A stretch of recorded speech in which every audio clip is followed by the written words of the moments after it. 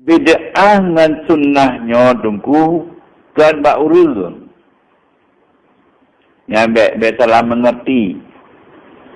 Kan bak kelompok. Ya benar.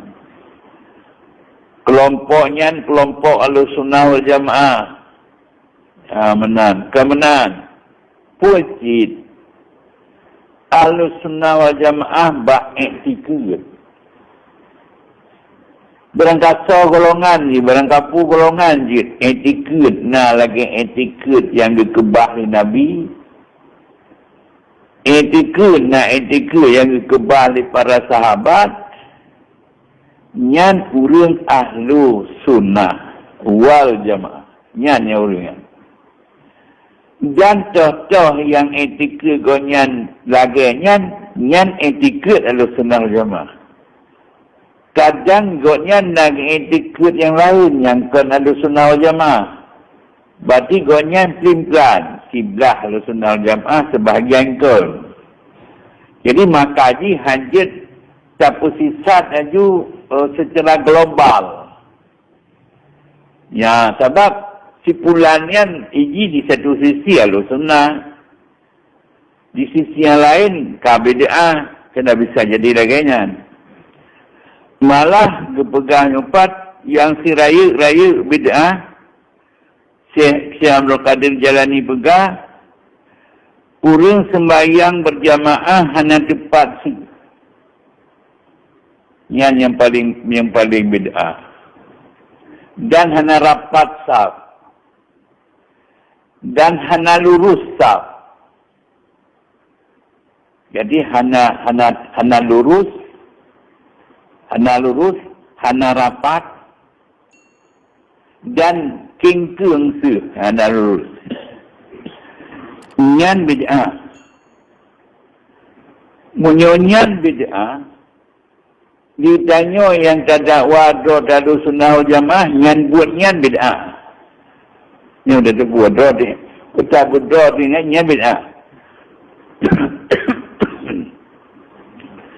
Baik banjir kalau sunnah wal jamaah, banda pegal sunnah wal jamaah lungkan nak kertu sunnah wal jamaah kan. Yang Ahlussunnah wal Jamaah etikad dan buatnya sesuai dengan ayat, hadis dan ijma' para sahabat. Ya benar. Oh, mandum yang sesuai dengan para sahabat atau para aulia mandum sesuai dengan ayat dan hadis. Berarti gonya penuh Ahlussunnah wal Jamaah. Gonya penuh Ahlussunnah wal Jamaah.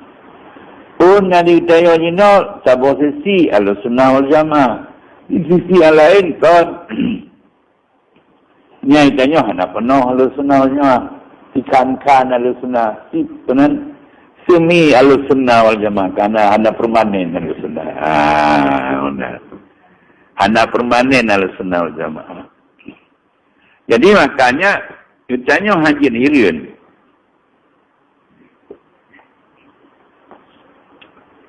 Kan watena sidro kumpulan.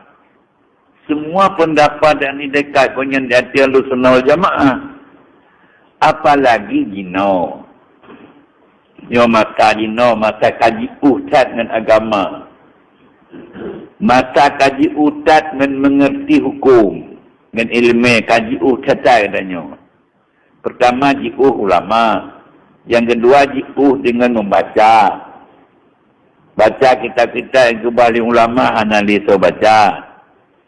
Ya, jelas idanya dalam etikad yang kan Ahlussunnah, yang lambut kan Ahlussunnah, tingkah laku dia kan ada tingkah laku Ahlussunnah.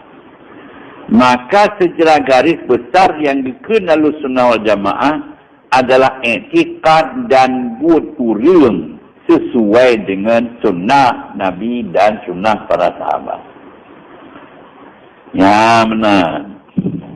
Jadi ke bid'ah, punya ke bid'ah ke kumpulan, bukan ke bid'ah ke tengkunya. Ke bid'ah.